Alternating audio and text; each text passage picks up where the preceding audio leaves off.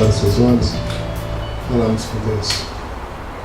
Senhor, nós te agradecemos nessa manhã, porque nós nos reunimos aqui e temos a grata alegria de meditarmos na tua palavra. Nós queremos pedir ao teu auxílio nesse momento, para que as nossas reflexões sejam para a vida e não para a nossa destruição. Que as nossas reflexões nos auxiliem no lidar com as coisas difíceis da vida e não nos tornem superficiais. Que as nossas reflexões estejam adequadas ao teu ensino, para que alcancemos sabedoria, vida e salvação. Nós oramos em nome de Jesus. Amém. Muito bem, nós temos hoje o último dia da série Termine Bem, uma série que nós organizamos para 3 domingos, no último mês do ano de 2016, com o intuito realmente de nós refletirmos sobre algumas questões importantes para nós terminarmos um ano que foi difícil. Tenho conversado com muitas pessoas sobre como foi o ano de 2016. Um pouquinho que nós paremos para lembrar, nós já percebemos que foi um ano denso, um ano difícil. Para o nosso país, nós tivemos um impeachment. Nós estamos vivendo um momento de muito temor no cenário político, econômico, social do nosso país. Além disso, uma crise que tem chegado cada vez mais nos lares. Se no ano passado nós estávamos também preocupados, porque 2015 havia sido difícil, 2016 a nossa impressão é que intensificou as dificuldades.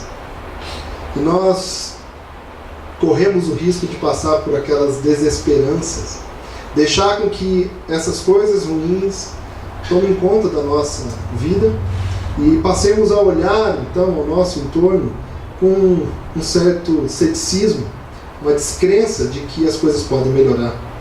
Quantos de nós não chegamos nesse final do ano também olhando para Deus e perguntando: Deus, onde o Senhor estava? Por que o Senhor tem permitido essas coisas? Deus, é difícil? Até quando, como nós vimos o Salmo 90, até quando o Senhor vai fazer a tua ira permanecer? Senhor, onde estás? E eu acredito que nós temos diante de nós, com essa questão do calendário, encerrar ciclos, nós temos o término de um ciclo do ano de 2016. E nós conversamos aqui no primeiro domingo de dezembro sobre aproveitar os nossos erros. Uma vez que eles já aconteceram, nós temos algumas opções diante dos erros. Nós podemos colocar culpa sobre nós mesmos, nós podemos nos sentir a pior pessoa do mundo, ou nós podemos aproveitar os erros para aperfeiçoar a nossa vida, para exercitar algumas habilidades do relacionamento humano ensinado por Deus, como o perdão, a reconciliação e a superação dos relacionamentos. Nós falamos um pouquinho disso no dia 4 de dezembro. Na semana passada nós falamos sobre lidando com os acertos. E a intenção, e você pode acompanhar essa mensagem no nosso canal do YouTube ou mesmo no nosso site, a intenção de nós falarmos sobre os acertos é que nem sempre nós dosamos muito bem quando acertamos. E qual é o parâmetro que nós usamos para dizer aqui nós acertamos? E nós trouxemos então uma reflexão sobre como é lidar com acertos diante da Bíblia, quando a Bíblia certifica os nossos acertos, as recompensas que nós temos. E uma coisa muito importante para todos nós, quando nós olhamos então para os nossos acertos e temos de fato o lidar com eles. Porque muitas vezes nós deixamos acertos no canto. Nós gostamos mais de lidar com os erros. Onde foi que eu errei? O que foi que aconteceu? Eu poderia voltar atrás, mas nem sempre nós certificamos as nossas atitudes que estão corretas. E quantas vezes nós precisamos lembrar que nós também acertamos? E nós somos sinceros em tantas e tantas situações. E nós agimos conforme a vontade de Deus. E será que Deus não faz nada? Sim. Ele está conosco. Ele, sim, nos traz palavras de ânimo quando nós acertamos, para que a gente continue a acertar. E hoje nós vamos conversar então sobre priorizando o descanso. O descanso é algo interessante, porque nós sentimos a necessidade dele, mas nem sempre nós o priorizamos. Nem sempre nós colocamos o descanso na nossa agenda semanal. Nem sempre nós levamos em consideração que Deus nos criou para descansarmos. Me chocou algo muito simples, lendo um livro do nosso curso de formação espiritual, quando a primeira disciplina a ser ensinada no primeiro capítulo era o sono. Quando eu li aquele desafio, a disciplina espiritual do sono, eu olhei para aquilo e disse: uau, eu sempre negligenciei o sono. Sempre achei que eu deveria acordar cedo, porque quem cedo madruga, né, tem o seu sucesso. Então eu nunca me permiti dormir muito. Me chocou a frase então do autor James Bryan Smith, quando ele disse que Deus nos criou para dormirmos 1/3 da nossa vida. 1/3 da nossa vida foi separado por Deus para nós descansarmos, para nós dormirmos. E não obedecer isso é algo que nos causa um grande prejuízo. Eu estou falando do sono, mas você já pode começar a imaginar o descanso que vai além do sono. E nós hoje vamos conversar sobre essa importante questão de priorizar o descanso. Nós somos muito exigidos em nossa cidade. Estava conversando ontem com o Diogo e falando um pouquinho, porque nós viemos da mesma cidade, de Cosmópolis. E como nós sentimos a cidade de São Paulo como um lugar de muitas exigências. Tudo que você vai fazer aqui precisa ser bem feito. Se você quer entregar um trabalho, ser um bom profissional, se você quer levar adiante uma ideia, se você quer fazer uma ação social, você precisa mapear uma série de coisas, porque senão não vai dar certo. O que nós precisamos fazer nessa cidade é constantemente considerar o trânsito que vamos pegar para alcançar então, o nosso objetivo, a quantidade de pessoas que talvez já começaram coisas assim, fazendo com que as exigências e o nível de qualidade seja cada vez maior. Eu lembro que o primeiro mês, já faz um tempo que eu vim para São Paulo, né? Mas o primeiro mês que eu estava na cidade, há em torno de uns 10 anos, eu me percebi andando exageradamente rápido, sem ter compromisso, sem ter um horário para chegar. Agitado, andava rápido, de repente eu já estava cansado e falei: por que eu estou com tanta pressa?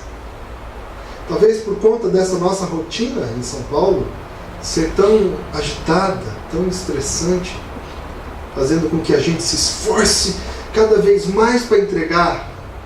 E esse final do ano, nós lidamos com aquela questão de ter entregue os projetos no tempo certo, batido as metas, passado por cima de diversos obstáculos, e a gente já não vê a hora de passar o Natal para vir aquela semana tranquila na cidade para nós respirarmos.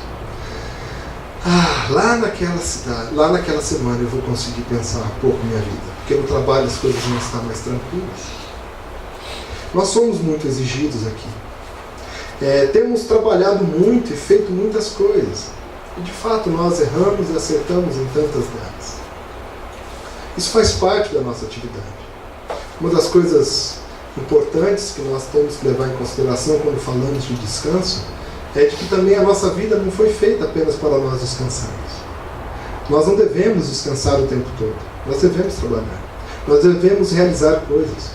O texto bíblico vai dizer que Deus preparou as boas obras antes da fundação do tempo para que nós andássemos nelas. Ou seja, nós fomos feitos sim para realizar boas coisas. Você tem dons e habilidades e nós devemos fazer isso. E nós dedicamos a nossa vida a fazer essas coisas. Agora, também temos andado ansiosos por muitas coisas. Nós entramos numa dinâmica de confiar na nossa capacidade para o nosso sustento. É ou não é?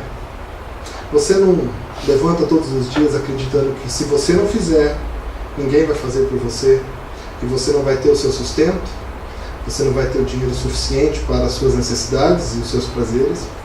Então você precisa fazer, você precisa se sustentar. E como nós nos cobramos quando nós falhamos nessa parte?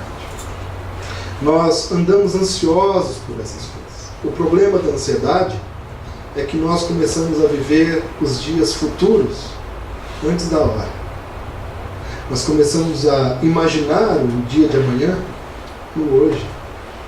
O problema é que nos tira a grande alegria de viver o agora, de perceber a nossa respiração, a nossa necessidade, a nossa espiritualidade, as nossas emoções, aquilo que realmente importa. Porque nós andamos ansiosos, às vezes nós nem reparamos que somos pessoas, que convivemos com pessoas e que essa convivência não vai durar para sempre. Todos os dias nós vemos pessoas que estão indo embora por falecimento. Quantas vezes nós não nos queixamos de passar pouco tempo ao lado daquelas pessoas que nós amamos? Por quê? Estamos comprometidos com o futuro e não com o presente. Até quando vai ser assim? Vejam o que Jesus vai dizer a respeito dessas agitações que nós passamos. Ele diz o seguinte, lá em Mateus 6, 25 a 27. Por isso eu digo a vocês, não se preocupem com a comida e com a bebida, que precisam para viver, nem com a roupa que precisam para se vestir. Afinal, será que a vida não é mais importante do que a comida? Será? E será que o corpo não é mais importante do que as roupas? Parece um texto escrito nessa semana. Né? Como nós gostamos de cuidar da comida, da vestimenta. Quantas pessoas ainda trabalham para ter aquelas roupas caríssimas? R$ 1.500, R$ 2.000. E esquecem que estão maltratando o corpo todos os dias com seu desejo pelo consumo. Jesus ainda diz o seguinte: vejam os passarinhos que voam pelo céu. Eles não semeiam, não colhem, nem guardam comida em depósitos. No entanto, o Pai de vocês que está no céu dá de comer a eles. Será que vocês não valem muito mais do que os passarinhos? E nenhum de vocês pode encompridar a sua vida, por mais que se preocupe com isso. A primeira questão importante que eu preciso trazer para você sobre o descanso é que você precisa descansar em Deus. Você precisa compreender que é Ele quem garante o seu sustento. Você precisa entender que você não pode aumentar um dia sequer a sua vida. Só Ele pode fazer isso. Você precisa entender, antes de nós falarmos do descanso, é de que Deus é quem guarda. Ele quem criou, e Ele quem guarda, e Ele quem faz progredir a vida. Se nós não lembrarmos disso, nós nunca descansaremos. Se nós não lembrarmos disso, nós queremos e vamos desejar abraçar o mundo com a nossa capacidade. E aí não sobra tempo para descansar. Não sobra tempo para separar um sábado. Não sobra tempo para as coisas boas. Vejam que esse autor, Peter Scazzero, vai dizer a respeito do descanso. Muitos de nós perdemos o rumo, espiritualmente, no branco total da nevasca que serpenteia ao nosso redor. As nevascas começam quando dizemos sim a coisas demais. Ele fala de nevasca porque no estado onde ele vive, nos Estados Unidos, essa nevasca toma conta de todas as coisas, encobre então as vistas, e eles têm muitas dificuldades para fazer as coisas da cidade, os seus afazeres. A nevasca toma conta então da ordem e eles ficam perdidos. E ele diz que essa nevasca chega até nós quando nós começamos a aceitar coisas demais. Você já se viu assim? Tem tanta coisa para fazer que você nem sabe mais quem você é. Você nem sabe mais o que é essencial. E ele continua dizendo: entre exigências do trabalho e família, nossa vida está em algum lugar entre cheio e transbordante. Processamos muitas tarefas, tantas que não percebemos que estamos fazendo 3 coisas de uma vez. E a ironia: admiramos pessoas que conseguem realizar tanto em tão pouco tempo. São nossos exemplos. Aqui no Brasil isso é impressionante. Eu tenho recebido algumas falas e as pessoas me convidando para fazer coisas porque eu sou muito ocupado. Eu dou aquele sorriso assim, dizendo... porque, e muitas dizem, inclusive no final, eu estou te convidando porque você é muito ocupado, você tem muita coisa para fazer. Isso significa que você sabe fazer tudo, que você dá conta. Porque os melhores estão bem ocupados. E eu fico tentando lidar com essas expectativas. E não é. A gente não fica admirado quando encontra alguém que consegue fazer tantas coisas. E nós olhamos para nós e dizemos: puxa vida, eu mal consigo lidar com a minha família e trabalho. Não consigo nem levar o carro para lavar. E as pessoas fazem tantas coisas. Isso, na verdade, é um mau sinal. É um sinal de que está faltando descanso. E ele continua dizendo: ao mesmo tempo, nossa agenda fica superlotada e nós continuamos tensos, viciados na pressa, desesperados, preocupados, fatigados e famintos por tempo. Concentramos-nos, quando for possível, em nosso celular, tablet, agenda diária e lista de tarefas. Lutamos com a vida para fazer o melhor uso de cada minuto extra que temos. E então, nosso fim de semana torna-se cheio de mais exigências numa vida já sobrecarregada. Como você tem lidado com o seu fim de semana? Uma coisa atrás da outra. Mais trabalho. Você tem levado o trabalho para casa? Essa tecnologia tem ajudado tanto, né? Eles te dão um notebook, te dão um celular, te dão uma capacidade de modem com internet alta. Você não tem desculpas. Você pode terminar o seu projeto no fim de semana. E Peter Scazzero ainda vai dizer: o descanso oferece-nos um ritmo tão poderoso que nos protege de qualquer nevasca catastrófica que pode estar soprando em nossa vida, de modo que podemos sentir o próprio Deus e voltar para casa. O descanso nos oferece isso. Nós precisamos descansar. Não sei se alguém te disse isso, mas eu preciso te dizer: você precisa descansar. Quer terminar bem 2016? Separe um tempo para você descansar. Descanse. Porque Deus também te criou para descansar. Vejam que nós temos ainda, como o Peter Scazzero dizendo para nós, nos ajudando a entender o descanso. A palavra sabá, de onde vem o sábado, tem origem hebraica e significa cessar, parar de trabalhar. Refere-se a não fazer nada relacionado a trabalho durante um período de 24 horas, não por ano, mas por semana. 24 horas por semana para você não trabalhar. Nós, nos sábados, nós imitamos Deus ao parar nosso trabalho e descansar. Deus descansou após seu trabalho. Devemos fazer o mesmo todo o 7º dia. Não somos nós que estamos a serviço do sábado.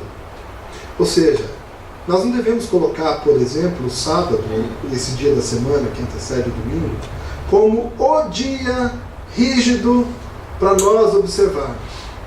Porque quando nós fazemos coisas assim, nós estamos colocando a nossa vida para servir um programa, para servir um compromisso, para servir um descanso. Mas deve ser o contrário.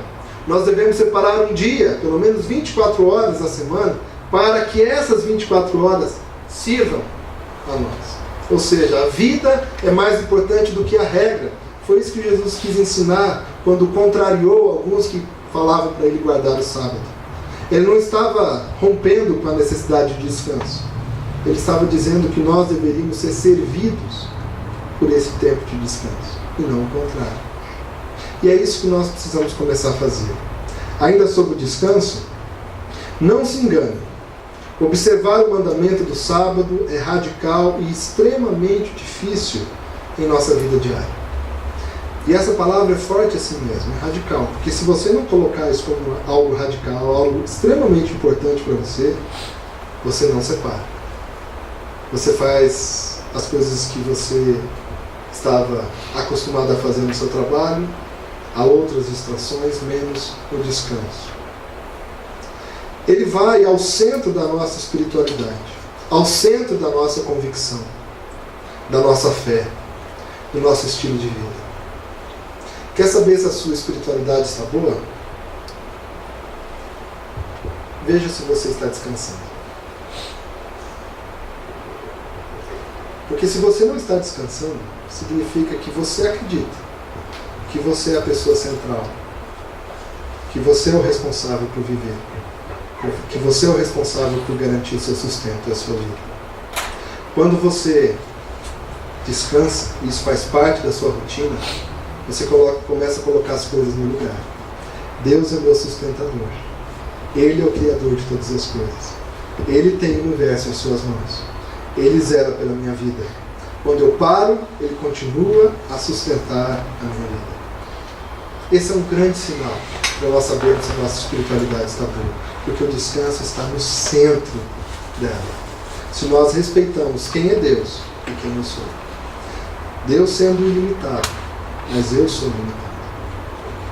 Enquanto você achar que você é ilimitado nas suas forças, na sua capacidade, você vai de mal a pior. Você vai destruir a sua vida logo.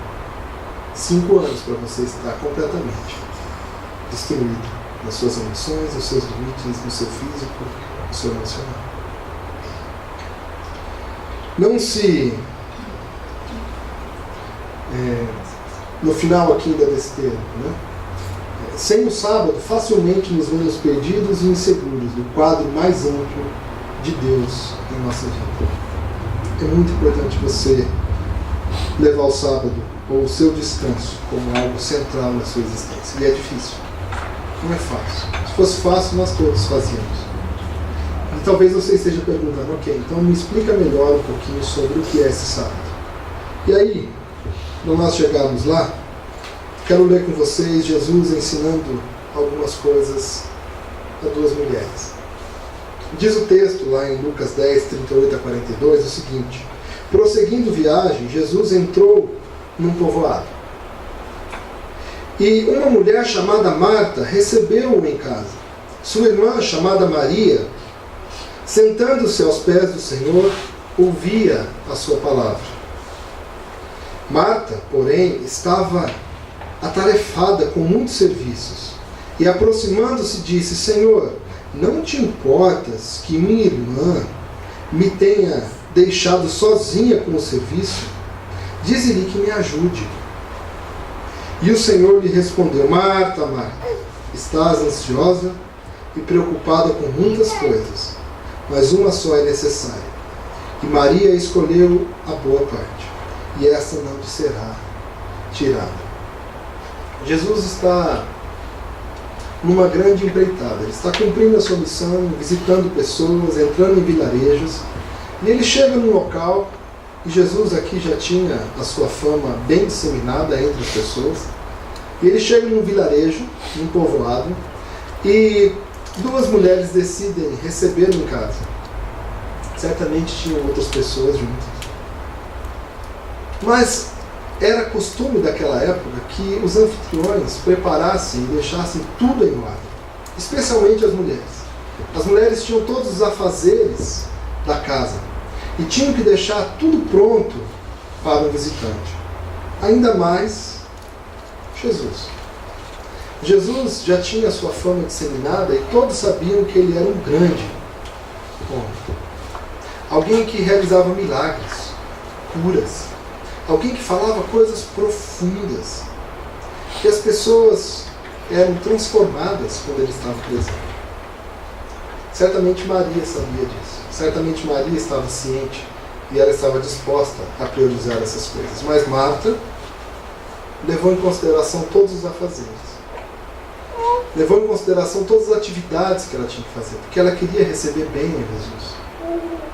Eu quero aqui colocar para você, diante do descanso, uma característica muito importante. Existem coisas que você precisa fazer, que talvez você vá avaliar que são as coisas essenciais e que são as coisas certas a serem feitas. Assim como Marta, que saiu a fazer todas as coisas, você também tem coisas importantes. E talvez você esteja acreditando que essas são as melhores coisas que você pode fazer na vida. O único problema é quando você faz com que isso seja maior do que aquilo que realmente importa. Marta poderia fazer isso todos os dias. Ela poderia fazer depois de uma hora ali aos pés de Jesus. Mas ela trocou as prioridades. E hoje eu quero convidar você, diante do seu descanso, daquilo que realmente importa na sua vida, é ter uma atitude como Maria. E aquilo não significou que Maria nunca mais fosse cuidar da casa, dos afazeres, ou ajudar a sua irmã. Mas diante daquele que era o eixo, o centro da existência, ela parou tudo. Ela sabia que a casa não ia desabar. Mas ela foi aos pés de Jesus para ser transformada por ele. Eu quero convidar você nessa manhã a considerar que o seu descanso é a forma de você ser transformado, ser revigorado, ser novamente equilibrado, onde você vai reabastecer as suas forças, onde você vai encontrar o centro da vida, onde você vai ouvir a voz daquele que te criou, aquele que te dá forças todos os dias, aquele que cuida do seu sustento, aquele que te ajuda a lidar com a sua ansiedade, aquele que te ajuda a lidar com a sua capacidade e incapacidade, aquele que te dá dons e o maior, o dom de viver. Ele quer ensinar você a viver. E para isso você precisa descansar. Priorize o descanso na sua vida. Eu vou falar de novo porque talvez você já ouviu isso e não tenha conseguido fazer. Mas priorize. Por favor, priorize o descanso na sua existência. Separe isso como algo crucial para que você viva melhor em obediência a Deus. Quero colocar então 4 características do descanso para nós. Se você estava então perguntando, então o que é descansar segundo a palavra? Vejam que o que nós temos como 4 regras para o descanso. Pare. É muito importante você parar. Deus trabalhou, nós devemos trabalhar. Deus descansou. Ele descansou. Nós também devemos descansar. Quando nós confiamos em Deus e obedecemos aos seus mandamentos, Ele supre. Podemos confiar nele o suficiente para fazer a parada. Pare. Não, mas se eu não conseguir entregar o projeto? Pare. Descanse. Deus dá enquanto dorme. Assim ensina a sua palavra. Se não fosse Ele, você não teria nada. Então pare. O que devo fazer durante o meu descanso? A resposta é simples. Seja o que for que o alegre e o reabasteça. O que é que te alegra? O que te abastece? Faça isso. Pare todas as outras coisas para fazer isso. Em segundo lugar, descanse. Veja, aproveitar o descanso semanal no sábado, entretanto, requer que seja separado outro dia da semana para fazer as tarefas da vida que consomem energia ou enchem de preocupação. Por exemplo, planejar a semana, pagar as contas, conferir a conta bancária, limpar a casa, lutar com o trânsito e multidões, para fazer compras, lidar com lavanderia, etc. Não é assim que a gente organiza o nosso descanso, a nossa folga semanal, o nosso sábado? Esse é o dia que eu não trabalho, então é o dia de ir ao médico, é o dia de fazer compra, é o dia de limpar a casa, de planejar a semana, e já acabou de novo o dia de descanso. Você não descansou. Você conseguiu superar a primeira etapa de parar o trabalho, mas começou a fazer outras coisas que também te cansam. Ande assim por muitos anos, você vai ver o que você vai se tornar. Em terceiro lugar, alegre-se. Devemos desacelerar e prestar atenção ao nosso alimento, sentindo o cheiro e provando suas riquezas. Por exemplo, devemos aproveitar o tempo para ver a criação, devemos nos deleitar com as pessoas, uma diversão saudável, um dançar em volta daquilo que nos alegra e nos dá prazer. Nesse dia, desfrute da vida. Sinta o cheiro melhor do café. Sinta o cheiro da comida. Perceba as pessoas. Olhe mais para o rosto das pessoas. Perceba os traços. Perceba as características do coração. Dê atenção, faça devagar. Alegre-se com a vida. Você gosta de se divertir? Você faz isso escondido? Para que ninguém saiba que você está folgado nesse dia. Vai que alguém me pede para trabalhar, né? Pastores lidam muito com essa dificuldade de se alegrar fazendo as coisas.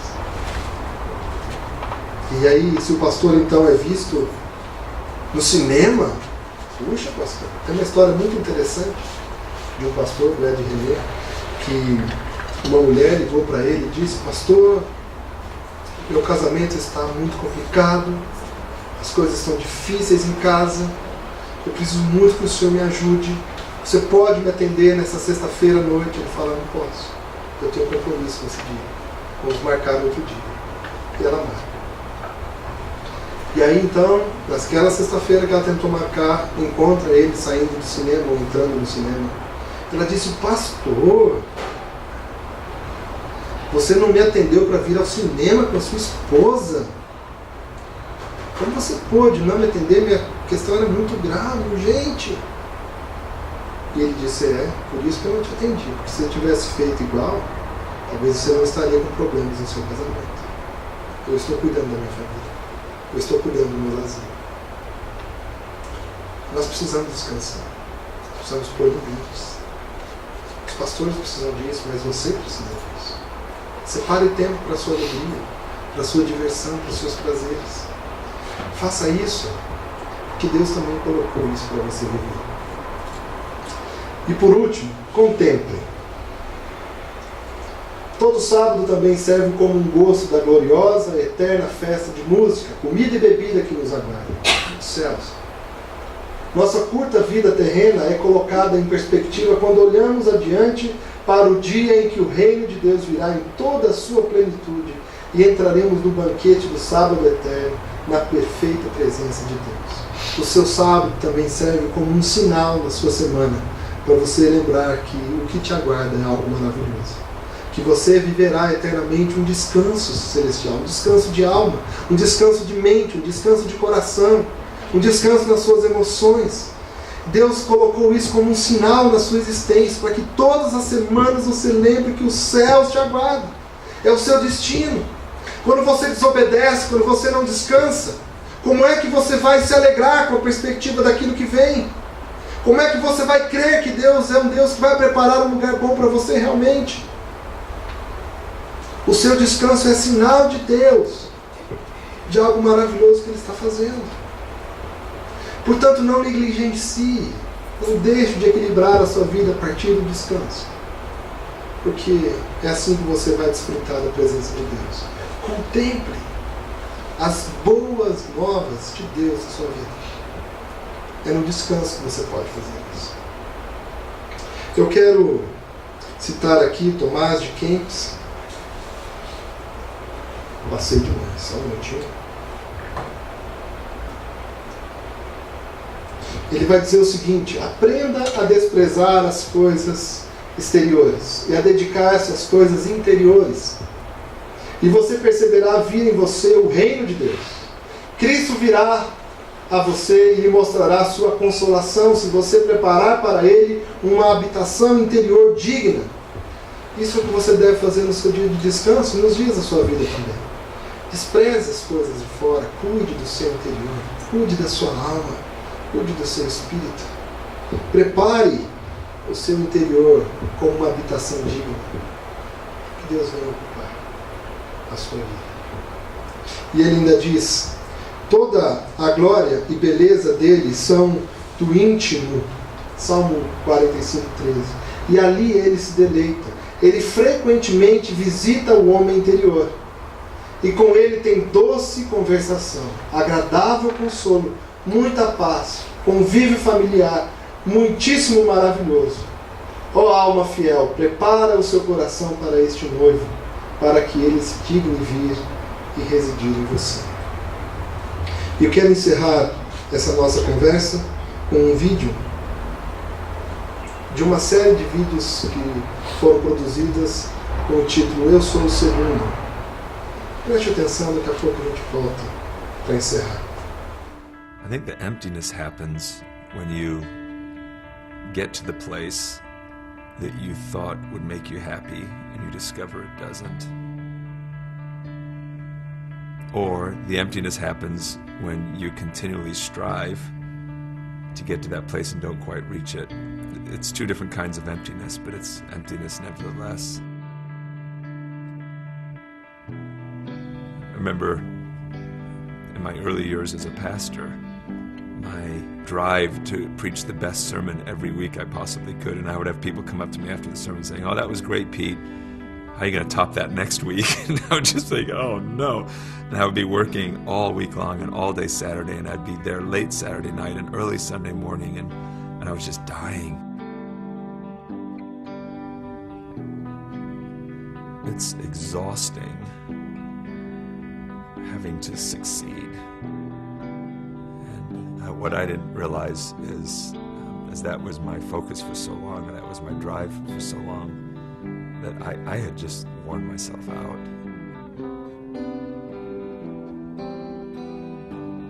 When I was a little guy and people asked me, "What do you want to be when you grow up?" At first, it was a fireman, and then it was a policeman. But then around 10 or 12, my answer became very different. Every time someone asked me, "What do you want to be when you grow up?" I said the same thing. I said, "I want to be the best." And they would look at me and say, "The best at what?" And I would say, "I don't care. It doesn't matter.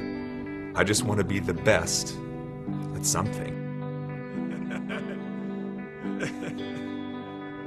I think it came from the fact that I liked attention.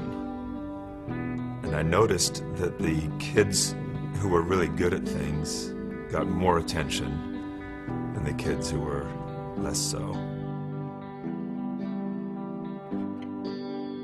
And so at the core of who I was, it was really about people thinking highly of me and just feeding off that attention. There was one basketball game when I scored 52 points, and I was the best player on the court that night. And I remember going back in the locker room and people patting me on the back and getting changed and going out, and everything was still the same as it was before I scored 52 points. And I thought, it isn't as good as I thought it would be. It didn't meet the need that I felt I had. And so I needed to find something that was, or someone that was.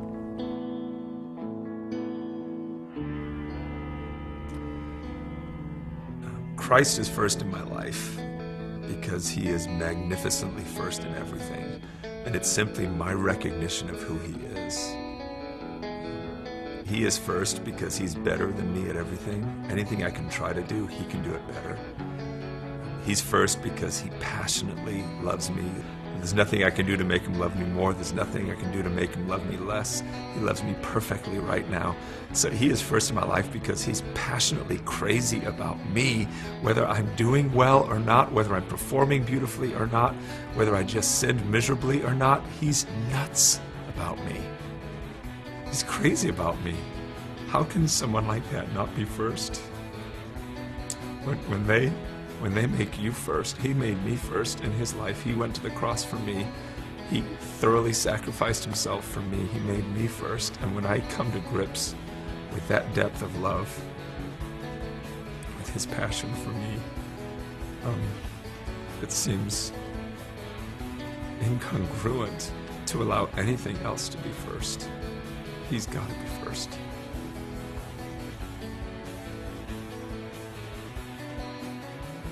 I'm Pete Briscoe, and I am second.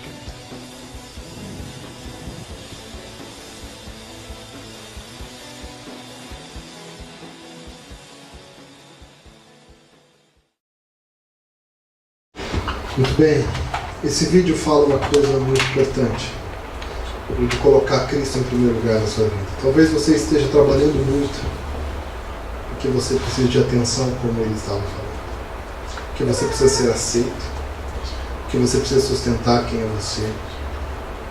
Isso tudo é colocar você em primeiro lugar. Eu quero convidar você hoje, nessa manhã.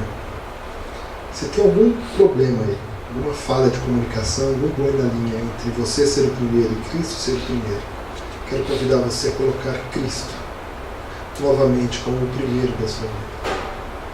E saiba que uma das coisas primeiras que ele vai fazer com você é orientar você a descansar. Descanse, porque ele é o primeiro e ele vai liderar você. Portanto, você tem lidado bem com o seu descanso? Como está sendo o seu descanso? Descanse, pois Deus criou você para descansar também. Isso é tão importante na sua vida.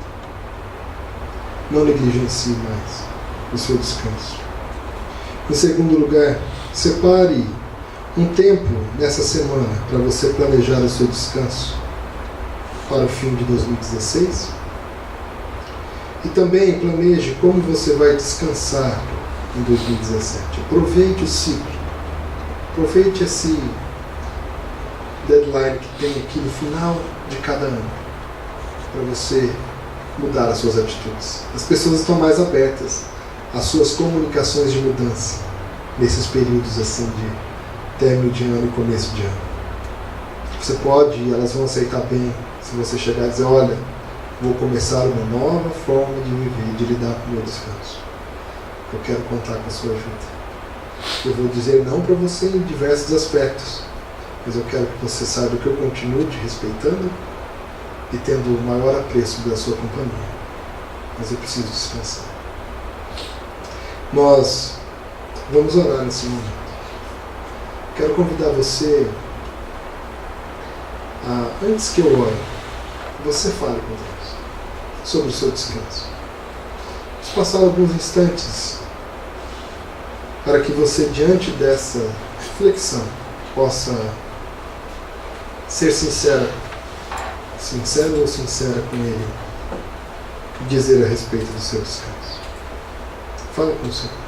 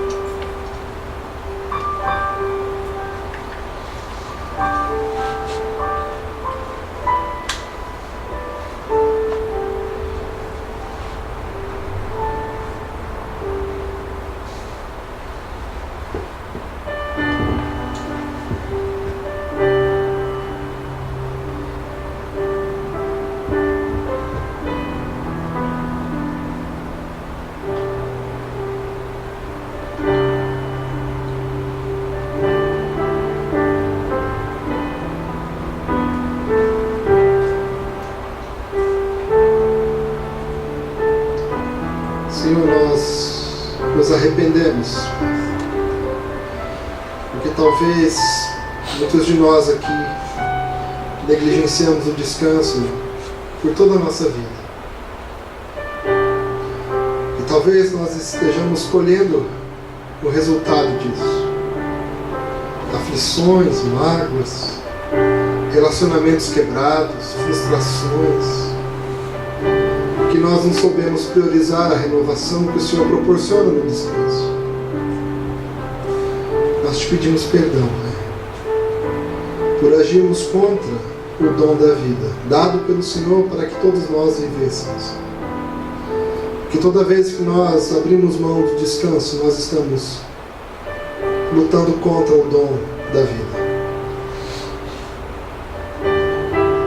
Pai, quero pedir o teu auxílio também, para que nós possamos alcançar sabedoria e priorizar o descanso na nossa existência. Que nós saibamos lidar com o descanso da forma correta, parando, descansando, desfrutando com alegria e contemplando.